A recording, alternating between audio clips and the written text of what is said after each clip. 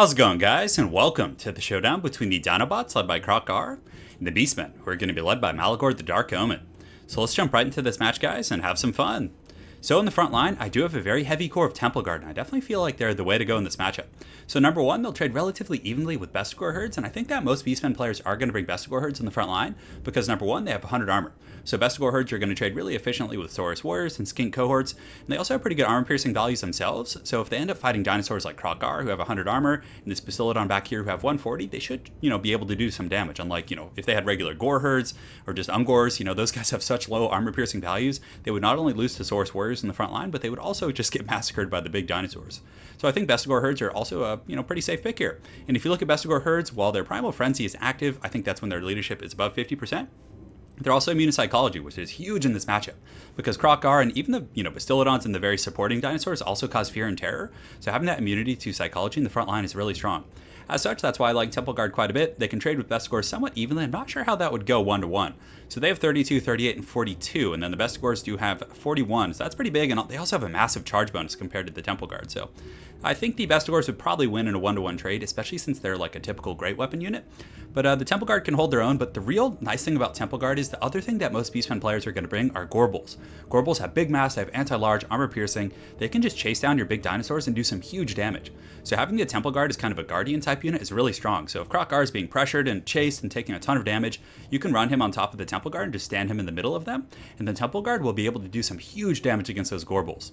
So aside from that in the front line, I do have a couple groups of Saurus Warriors just as a filler unit. Honestly, Saurus Warriors do okay against armor. They have 52 weapon strength, but they also do have 18 armor piercing damage compared to the 29 of the Temple Guard, so they're definitely not pushovers here. I do have the Revivification Crystal back here, which I think is pretty much a staple in every matchup, and it's also really good against Bestigors, because, it does have a really good armor-piercing values. I think it has a little bit of an anti-infantry bonus. Let's go ahead and check right now. I think it's 250 plus 15. Yeah, so it's not terrible. And they also apply poison with the little skinks throwing javelins right here, so definitely some good utility there. Up in the air, I do have a couple groups of Pterodon Riders with the Fire Leech Bolus. And I think they're pretty good against the Beastmen as kind of like a harass and skirmisher type unit. They have 70 range compared to the, no, these guys have 70 and then these guys have 80, so I can outrange them a little bit. But had the Beastmen gone with like a bunch of Ungor Raiders or just regular Gore herds, these guys would do a ton of damage. And you can see just in the couple seconds I had them fighting these Gore herds in the front, they actually did a lot of damage. I do have a Skink Chief right here, and then I also have a lower Beast Caster up on the Pterodons. And it's always good whenever you play Lizardmen to bring a couple heroes, because for each hero you bring, you get an extra charge of cold blood. So I think that's pretty much it. 2 skink cohorts in the back just trying to screen these guys. And for my opponent's army, I really like this pick by him. I think it's incredibly strong. It's basically the same principle as why the Dark Riders with their repeater crossbows are good. A really fast, heavy armor-piercing missile unit that can kind of focus down the big dinos. So very, very good pick for my opponent. In the front line, he does have a bunch of Bestigors, which, as I mentioned before, are good because of their armor. They're good armor-piercing damage and also immunity to psychology in the beginning. A couple Gorbals for the anti-large and armor-piercing, so these guys are definitely going to be very scary. I have to watch out. He does have Malagor the Dark Omen, which, he does have some nice buffs, and also he has the Cygor Summon, as well as the, I think Viletide is what that is. Let's go ahead and check. I haven't seen him in a while. So Viletide, yeah. So it does, let's see, it's an explosion ability. It does, yeah, so that'll be okay against lightly armored troops for 7 wins of magic. And it's very cheap and spammable, so you can basically spam it and give your entire army the Bestial Surge, which is going to give you charge bonus as well as vigor, so they won't get tired. And that's pretty much it, guys. So without further ado, let's get the show on the road. So in the front, the Temple Guard are going to be colliding with the Bestigors, and it will be a relatively even trade. And you can see Krokgar is just going to be leading the charge right here, just tearing apart these Bestigors. And he has really good maths. Like, if you think a Gorbal can push through the front line, like I remember when the Call of the Beastmen first came out, I'm like, how do you stop these Gorbals? They just push through your front line and kill everything. But Krokgar is like that times 10. Like, he is so massive, and you can just like plow through pretty much anything. So the Gorbals can still chase him down, and they probably will be, but for now, Krokgar is going to be feasting on some of these beasts. Also, the Bastiladon's going to come in and be ramrodding some of these guys, and now you can see the swiftness of Hitzel being popped. Oh, look at the hang time on this Beastman. Look at him just flying. That's so great. That was I always love it when they come really close to the camera like that. In the back, you can see that I'm trying to like screen them out, so I'm using these Pterodons to kind of screen these guys, and also my Skinks. I'm going to have one group sitting here, and the other one just in pretty much hard pursuit. And these guys also do shoot while they're moving, if I'm not mistaken. So you can see they get a little bit of good harass there. And Krokgar is now going to be going after Malagor. So Malagor is pretty strong if you leave him alone, but if you're able to focus him down, he's incredibly squishy. So you can see Krokgar is just going to be jumping and leaping all over him, and it's already taken about half of his health.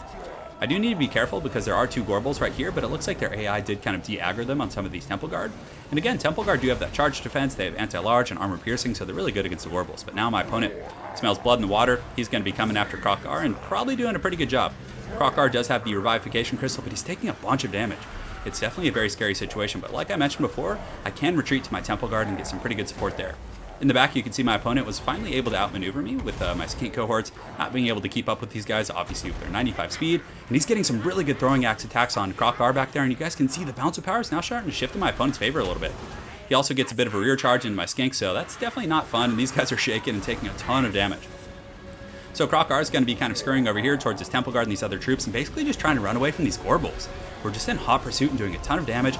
And also you can see this Cygor with its 400 armor piercing, well, 400 weapon strength with a lot of that being armor piercing, is going to be able to do a pretty good job against my Cygor, or against my Krokar, and, you know, potentially shut him down. So right now I'm basically just running for the hills. I do have 75 speed compared to, let's go ahead and see what Gorbals have. So Gorbals are very, very quick. I think they have 65. But I was able to do a ton of damage against Malagor in the beginning, and he was, you know, terror routed, or not terror routed, but he just broke off the battlefield. So right now I was like, okay, Beastmen are a faction that do struggle with leadership, so I'm just going to hunt him down, take advantage of my superior movement speed, just make sure to kill him. In the main fight, though, it's a little bit wild. You can see I do have my pocket of Temple Guard here with this Bastillodon, and it's really nice because my opponent is chasing me with chasing my Bastillodon with the Gorbals, and you can see he's been able to do some massive work. But on that same note, my Temple Guard are kind of holding them down, and we're able to do a little bit of damage to these guys. Whereas, had they been regular Saurus Warriors, I probably wouldn't have done anything to those guys. So you can see Albert right here. We're just going to name him Albert for the sake of this replay. He's trying his best to run away, but Krokar is going to be coming in right now. I do have some other troops nearby. Yeah, I have some Temple Guard kind of chasing here, and some Saurus Warriors. Actually, those are just Saurus Warriors. Nope, some Temple Guard in there too. So they should be able to kind of poke these guys. And in the meantime, while, you know, they're distracted with Albert, I was like, okay, I'm just going to sneak in here and see if I can clean up any of his troops and maybe do some terror routing. But there actually wasn't much left. So like I said earlier in the cast, just stack on top of those Temple Guard and just fight. Krokar, you know, obviously will beat a Gorbal 1-to-1, but he's still going to take a lot of damage in the process. But with a bunch of Temple Guard and other troops kind of surrounding, you can also see an overcasted Wyson's Wild Form, which is going to give me weapon damage and armor and a bunch of other goodies. These Gorbals are just getting chopped down. Look at the HP dropping on this Gorbal from all these Temple Guard. What is their actual bonus versus large? So it looks like they have 42 base weapon strength with a bonus of 16. So definitely doing some work.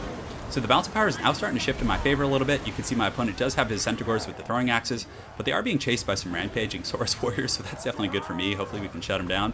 But I am getting relatively low, and you can now see that my healing cap on Krokar is now visible, so he's probably going to be, you know, a little bit more threatened now, but still, he's able to push back that Gorbal and just do huge work. So the Gorbal's going to have to flee. He has 860 HP.